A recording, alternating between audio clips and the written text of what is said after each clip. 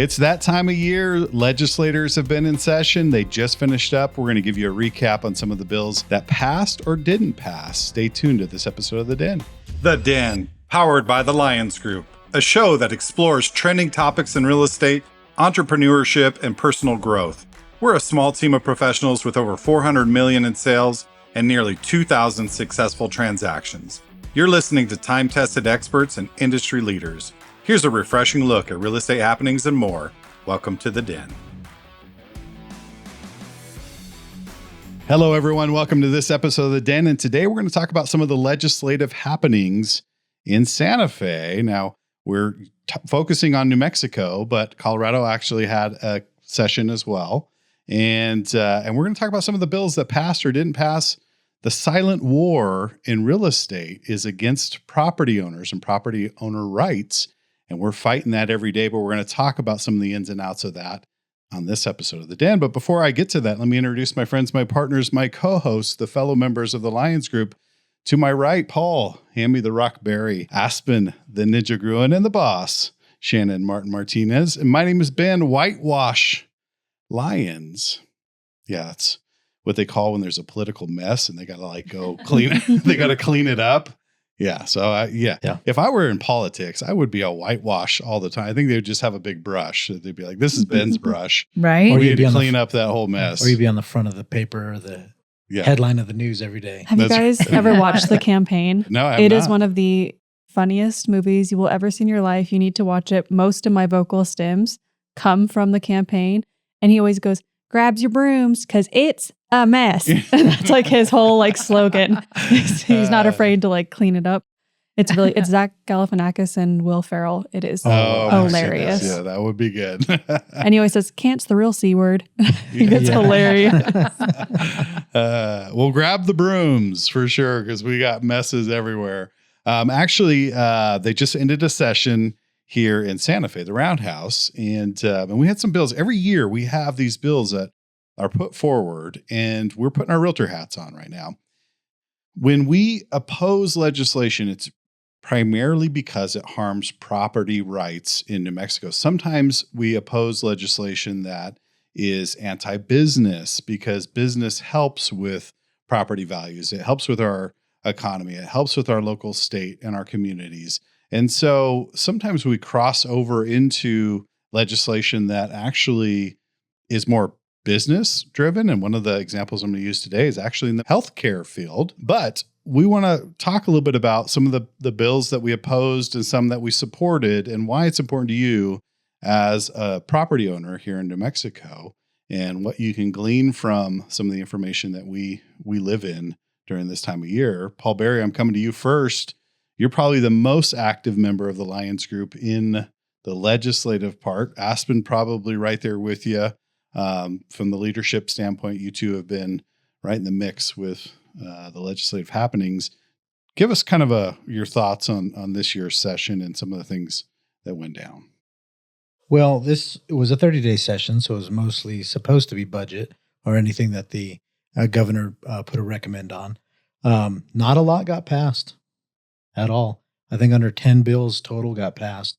We were monitoring about close to 100 bills. We supported quite a few, but there was a lot of things that we opposed in this bill. Some of the more anti-business. We had a green bill in there that was pretty bad. That was SB 18. That was a tough one. That was zero emissions by 2030 or 2050, I think. It was going to be an economy killer. There was a lot of, the same old transfer tax, ADUs, those types of things. We were able to defeat those. The medical malpractice we got in because we thought that was a kind of a business development, economic development, a driver for a lot of higher end homes being sold. A lot of we're losing doctors all the time. We'll get into that, I'm sure. But one of the big ones that everything is about affordable housing, and one of the bills that we're going to talk about today has to do with the affordable housing side. That extension on tax deferment, I think, is what it is. Yeah, property tax deferment. Yeah. Let's circle back around to SB 18. That was probably the biggest one that had the most conversation behind it. Give us kind of a rundown of what what that was for the everyday viewer that doesn't, pay attention to the legislative happenings like we do? Oh, here's my unprepared answer to that. Nothing like being on the spot. That was the man. biggest bill we've had. What it was as an environmental activist bill. It was brought kind of as like the Green New Deal. There wasn't tax credits or anything in there, but there was a bunch of mandates. It created a few new bureaucracies to manage this. But what they wanted to do is get to zero emissions. So everything would have to be electric cars. There'd be it would affect power plants, mines, natural gas, oil and gas. And one of the big arguments that we had was, I think the number now is like 54% or something like that of GRT revenues in the state is from oil and gas. So if you are taking away one of your biggest revenue streams as far as taxes go, that was going to be a bad thing. So we opposed it just based on the effects it would have on the economy, not saying that we're not environmentally cautious or environmentally aware or friendly, but it just was not a well thought out bill in our mind. Yeah, because we see some of those bills get passed and it's like, whoa, now you've got a problem. You have no infrastructure to handle or police what was just passed. And there's all kinds of unintended consequences. Yeah. So, I can understand the spirit behind wanting to become more green and lower our footprint or overall carbon footprint. But the reality is you can't do that in just a few years.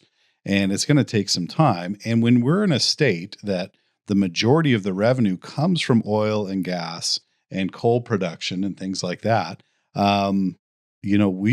we have to be very careful because those income streams fund our schools. We also have a lot of people in our state, a majority of people that are living under the poverty level. And when you think about that, how are those people expected to not buy a used or older car? They're expected to, buy a fancy electric car. Yeah. You can't mandate that to the public and think that they're going to be successful. Mm-hmm. They're not. So that speaks to a broader issue. To Paul's point, we're in real estate, obviously. And it may be surprising to some people that we're following bills that aren't directly related to housing. But the reality is this could affect everything in our state. And so we have to keep our finger on the pulse of bills like this that could be very harmful when it's written in a way that it is. Now, there's some good spirit in most bills, and it's about how to shape that, right? How to get it to a point where it meets a criteria that is helpful. More help is given than harm is created. So that's a fine balance. Well, as realtors, we're, like you're saying, this isn't maybe our main lane that we're supposed to be staying in, but we're in the business of building communities. And there's more to it than just housing people. There's keeping a healthy economy, keeping people working, keeping wages up. There's keeping our tax base intact, so that we don't have fewer people paying into that tax base. There's a lot of things that go into that. Mm-hmm. And when you start doing stuff, especially when we're adjacent, we're obviously butting up to Texas. And if companies have the decision, it becomes too cost prohibitive in one state, they're going to move to the other state. There's some repercussions there as well. Things to be cognizant of for sure. Hi, I'm Paul Berry, a partner at the Lions Group. We're dedicated to making your real estate experience the best it can be. If you're looking to buy or sell, go to sjcbroker.com and watch our informational video series. These videos break down the process of buying and selling. While you're there, schedule a private consultation with one of our partners. We'd love to sit down and talk strategy and give you a real advantage in today's market. You deserve the best, so take those steps, and we'll see you soon. Now back to the show. Aspen, what was your read on SB 18 and your thoughts on that one? It was unrealistic. There's just no way. We don't even have, and this is someone, I drive a electric vehicle. I am looking at getting solar panels. I really appreciate the thought with it, but completely unrealistic. It's like whenever they were talking about moving to all electric vehicles or whenever these dealerships have to sell, I think it was like 1-to-1 for electric vehicles to non, it's just unrealistic. And also kind of goes against the whole, like, you should be able to kind of get what you want. I'd love to see things be a little bit more energy efficient, but I mean, without getting too much into politics, the everyday person isn't the one that's ruining the globe. So I'm just not too concerned about. I think whenever it becomes it's unrealistic, then it's just kind of a waste of everyone's time. If, like you said, people can't afford to upgrade to the standard, and if they're having to do that every time they sell or move, we already see people that have a hard time getting the septic inspected, getting the foundation inspected. What if they had to bring it up to a whole new standard?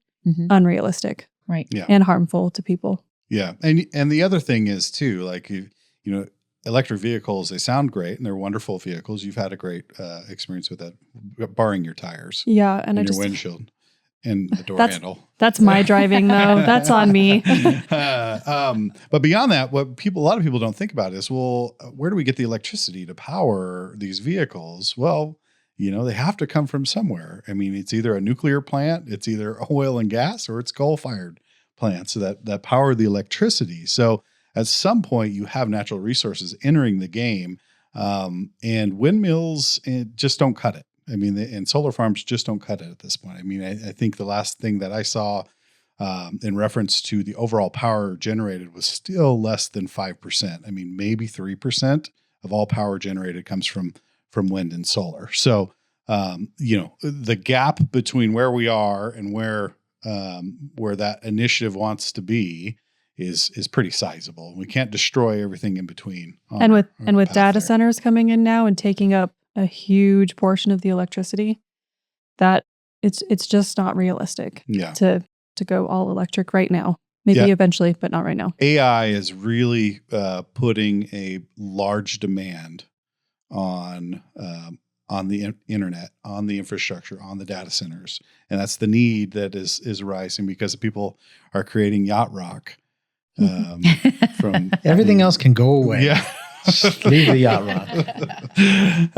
But no, it speaks to a bigger problem. I mean, data centers are popping up. It is a thing. We've looked at them. We're starting to study them here locally in the Four Corners because I think there's a big need for data centers, but they do draw a lot of power. They draw a lot of power. use a lot Our of electric water. is already high here compared to a lot of areas. And I don't think there's been enough studies done on what it does to the environment because we are a pretty poor state. I would be really concerned if, our rivers that we love so much start getting polluted or, if people already can't afford their electric bill, that doubles. It makes me nervous. There's other stuff that I look at more than trying to make everything green by 2030 or 2035, whatever it was. Yeah, sure.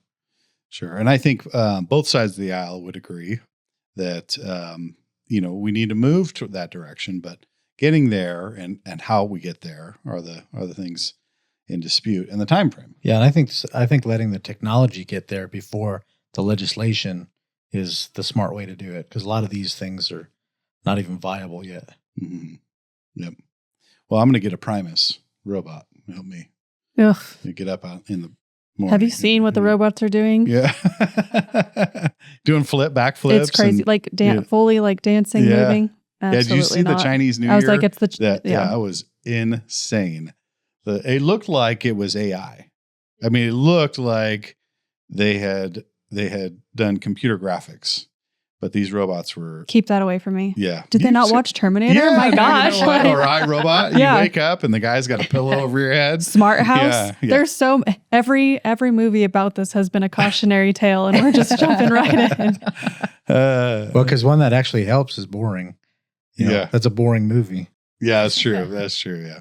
Well, I think if I had one, I'd probably lock it in a closet with handcuffs. Yeah, and then it's going to figure out how to escape and then kill you. You better change that. They're listening. Yeah, they are.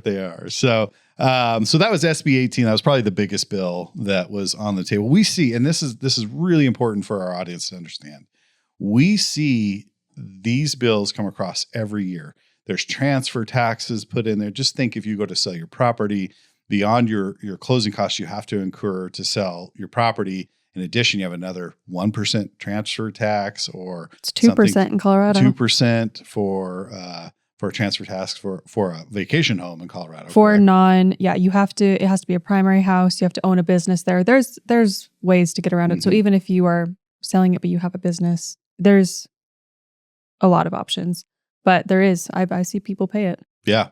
And you got, it starts with, hey, it's just, it's just a 1/8%. And it's only on really rich people. Yeah. There's always those things that go into there. It's not really going to affect you, but at some point it does. Yeah. At some It point, affects the average, everyday Main Street person. it evolves. Yeah. Once it's in the budget, then everything's, all rules are out at that point. If it's in the budget, it's like, oh, well, we've got this avenue we can tap into. Let's go ahead and increase that because we're a little short this next year. So it goes from 1/8% to 0.5% to 1% or whatever it is. But so we as realtors are fighting this every year in and year out. We're fighting legislation that would harm you as a property owner in your area. So whether you're here in New Mexico or in Colorado or in Minnesota, give your realtor a hug if they support their RPAC, which is their Realtor Political Action Committee, because they're heavily involved with legislation that harms homeowners. Now, it's very important to note, too, that we don't just support red or blue. We support both sides of the aisle, candidates that are property rights friendly, and we build long-term relationships with them. So when it comes to a bill that's very harmful, we have the ability to have a conversation and say, hey, this is why we think this way. And we don't always get the votes, but it's very important to have the platform.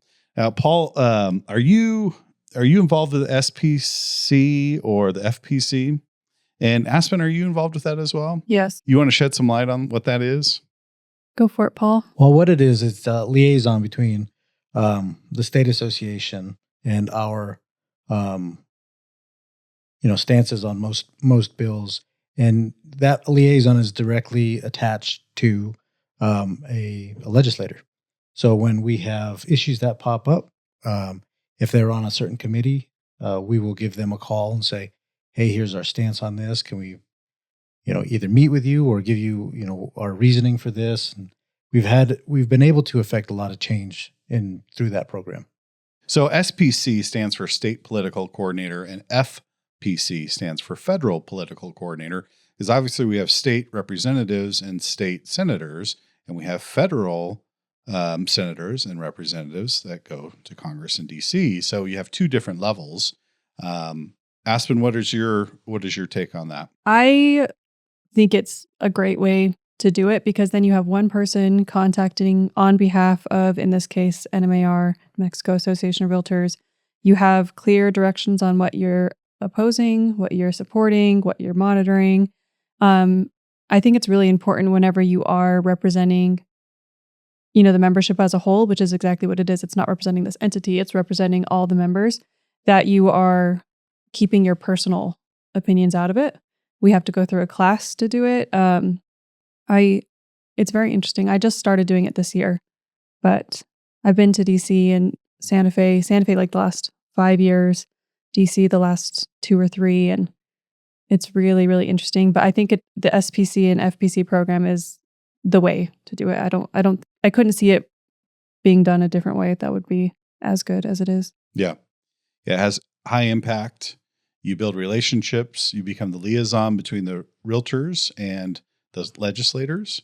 And you really can continue to help shape legislation as it moves forward. Because oftentimes some of these bills are written and they're actually pretty good, but we need to remove one part. We need some restrictions on one section that could really, have some unintended consequences. So that's where those conversations really come into play.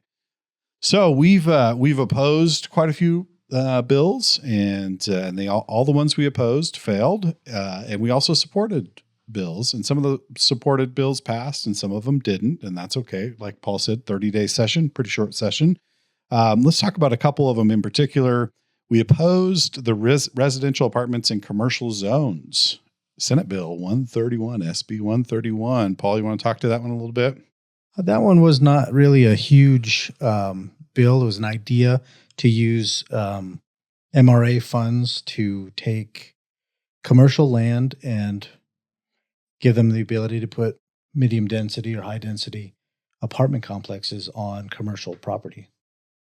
Yeah, and part of the problem with that is that the way the bill was written was it really kind of puts all of the control on the state level, it removes control from the local municipalities. Yeah, and it was an Albuquerque-centric bill, which is one of the reasons I oppose it. I was like, why are we putting state funds into specific city projects?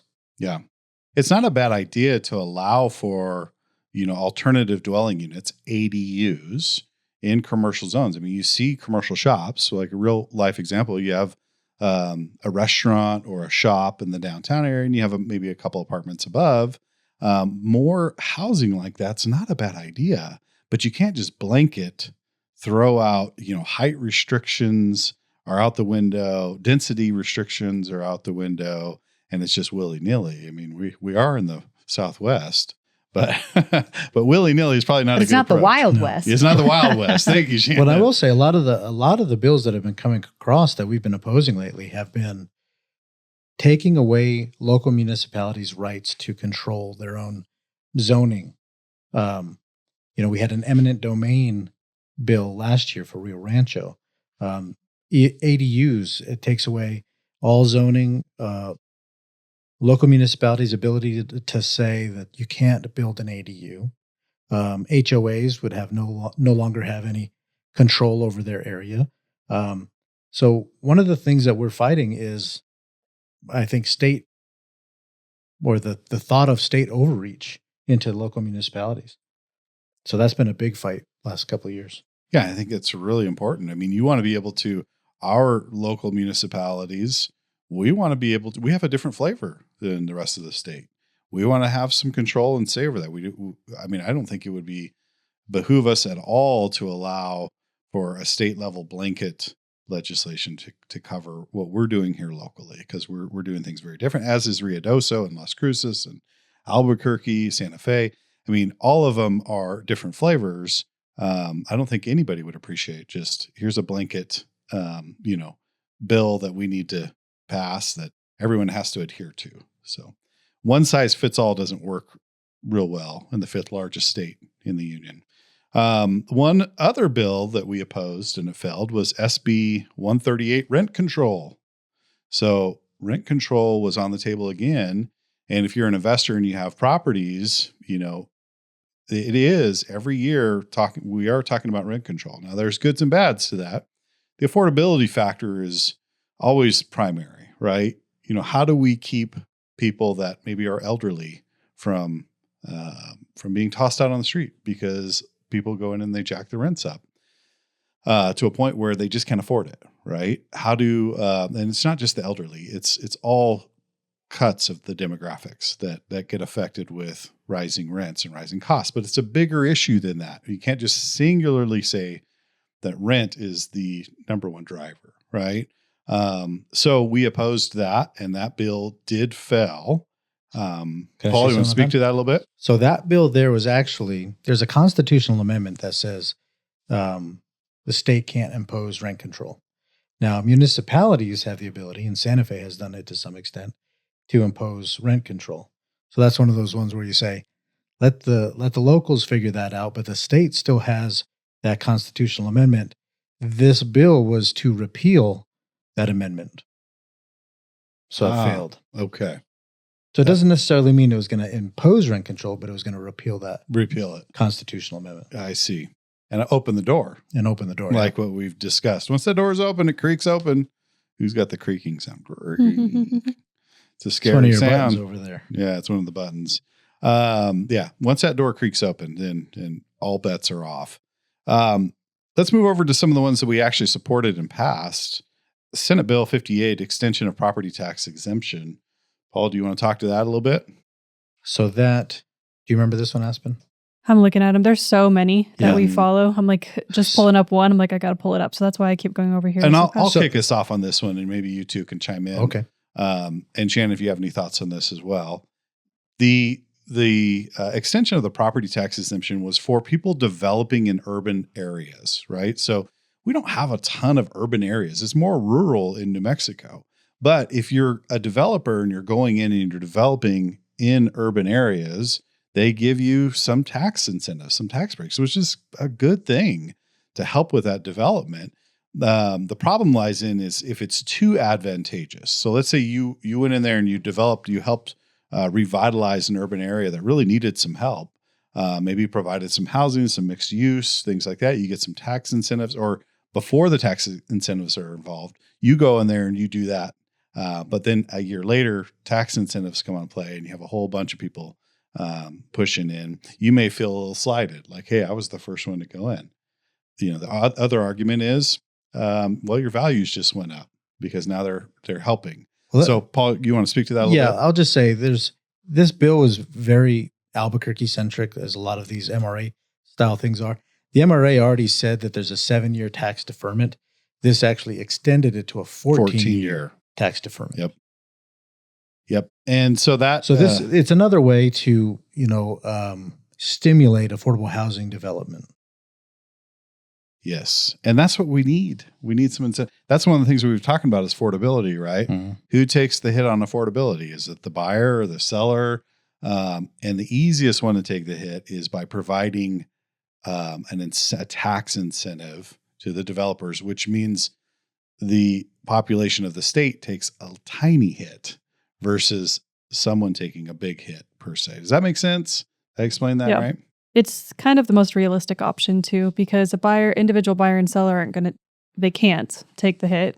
And then a developer is not going to. Why would they? Bad business, sure. Yeah, it's bad business. So I think tax incentives, that's what I've been saying for years. Mm-hmm. I think it's the only way to really combat the affordable housing issue. Well, we've got a few minutes for one more. We supported and passed HB, which is House Bill 99, medical malpractice changes. Now, why is that important? And do either of you want to kick that conversation off? I think the biggest thing is, if doctors are not wanting to work here because New Mexico has the highest lawsuit ever recorded. What is it, like 700 million, something like that someone was awarded. So doctors' insurance is astronomically high. They can't find the housing that they want here. Why would they move here? And if you can't have doctors in your area, you do not have a stable environment to live in. People are going to be moving out, especially as they age or have, a family member with that conditions where they need to be close, or just, I would want to live in a place with a hospital and a doctor. I'm sure all of us here would. If that was not something that was here, I would move. So as would most people. So I think that's actually something that directly and clearly affects every aspect of our economy. If we don't have doctors, we don't have a place to live. Yeah. Well, Paul, he knows how to stitch, right? Mm-hmm. And I have a bucket of Band-Aids. So perfect. I'll bring the super glue. We'll make something work. But seriously, though, one of the biggest concerns we've had here locally and across the state, we've talked about this many times, is retaining doctors because of the gross receipts tax that is imposed on the state level, the malpractice issues with no caps on that. It really makes it a hard environment for doctors to say, yeah, I want to move to New Mexico.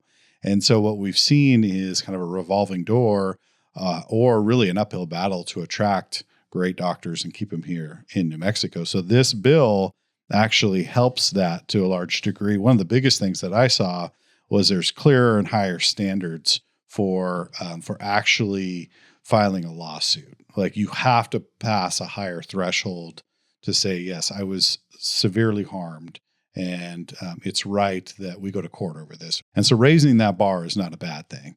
It gets rid of a lot of those frivolous lawsuits that we were talking about earlier, Shannon. But this is why, to your point, Aspen, this is why in real estate, we're concerned about legislation like this. We're supporting legislation like this that will help our doctors. The people in healthcare need some help sometimes as well. Well, and it's like Shannon was saying earlier, if the doctor cuts off the wrong foot, yes, you should be able to sue for that. But if you get a common side effect or common infection from it and you get better and it was kind of just an inconvenience, but a risk of the surgery, you shouldn't be able to sue for millions. It's just unrealistic. And if I was a doctor, I wouldn't want to work in New Mexico right now. And hopefully this helps. Well, we talk about realtors being people that build communities. We also talk about tort reform and how you think, why would a realtor care about that? But really, that connection is so big there. How do you build a community? We've tried to get rid of oil and gas in the area, so we're no longer attracting people that are looking for good paying jobs. So now we're attracting a lot of, retirees and people that want to come here because the weather is nice and they want to ski and do things like that. Well, if we're attracting those kind of people, what are they after? Long-term health care. You think about the road to hell is paved with good intentions. All of these things sound really good and they sound really good for the community.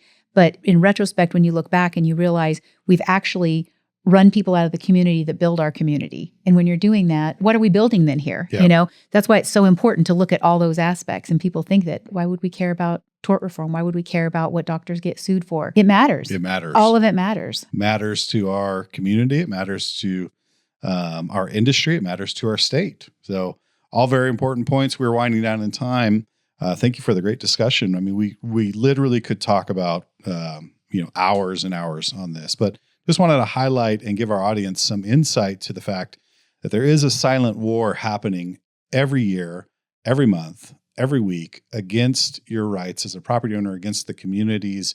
Bad legislation can do a lot of harm. Sometimes it's in good spirit, but the way it's written and crafted and drafted and passed could have unintended consequences. And so that's why we pay very close attention to this. Again, if you're working with a realtor, give them a hug if they support Realtor Political Action Committee and say, thank you for protecting me when I didn't even know I needed protection. So thank you for listening to this episode of The Den. If you like our content, please like and subscribe to our YouTube channel. Of course, you can go to sjcbroker.com and schedule a private consultation with any member here at the Lions Group. We'd love to sit down with you, whether you're buying or selling, and give you an advantage in today's market. Thank you for listening to this episode. Till next time, we'll see you then. Thank you for listening to this episode of The Den, powered by the Lions Group. Hit the subscribe button to keep informed and check the show notes below for direct links to our buyer and seller video series. The buyer and seller video series can give you an inside track on taking the right steps in real estate. If you'd like to learn more about the Lions Group or to schedule a consultation, go to sjcbroker.com. Complex markets require complex strategies. The Lions Group can give you a true advantage in any market. Whether you're buying or selling, residential or commercial, contact us directly at sjcbroker.com. We're time-tested experts with a client-first approach, and we'll see you next time in The Den.